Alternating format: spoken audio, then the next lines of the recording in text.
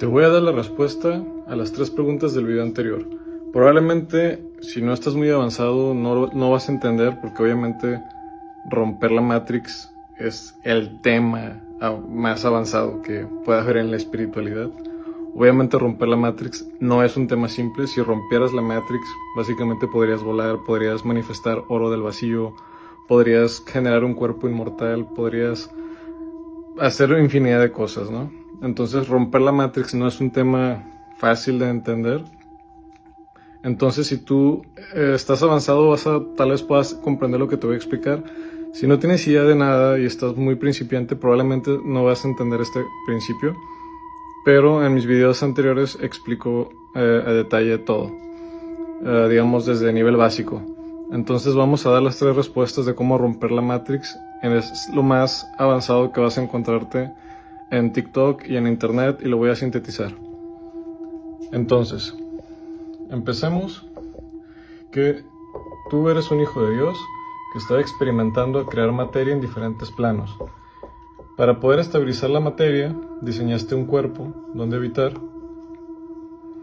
y cuando tú creabas, por ejemplo, tú puedes manifestar como hijo de Dios, puedas imaginarte como, no sé, un árbol, y en el momento que tú ponías atención en el árbol estaba.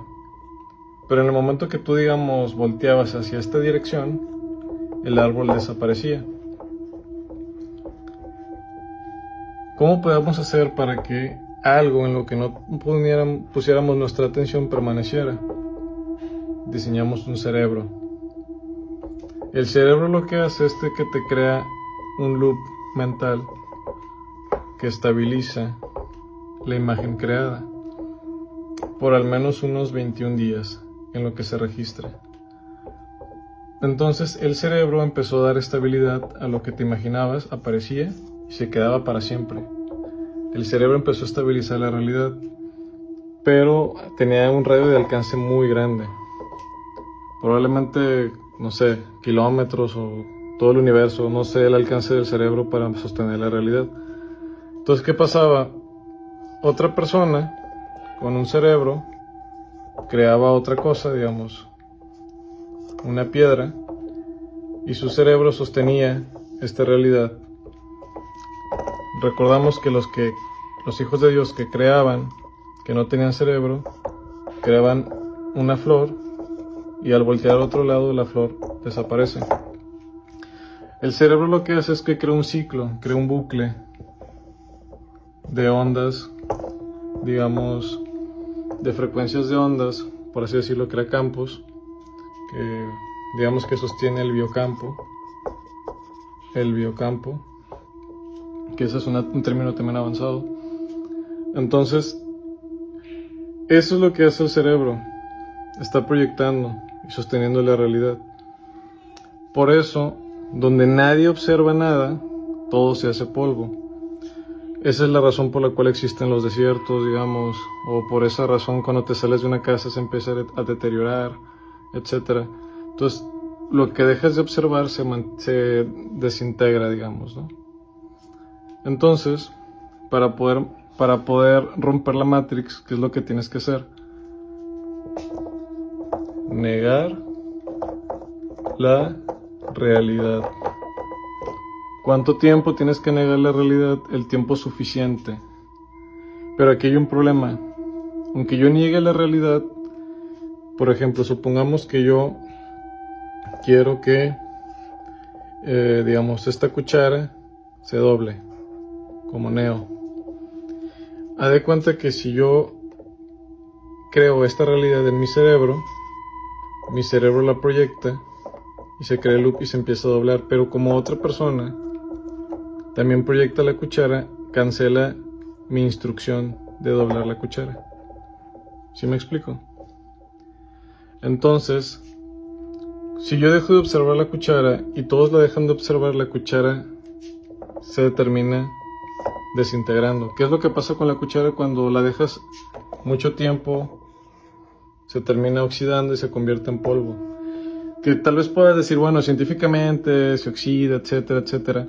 Pero realmente es un proceso también orgánico, de que el biocampo se está desintegrando mental. Entonces, para poder manifestar, esa es la razón por la cual se tenía que ocultar debajo de algo lo que se quería crear, para que otras proyecciones mentales no interfirieran en la manifestación a través del vacío.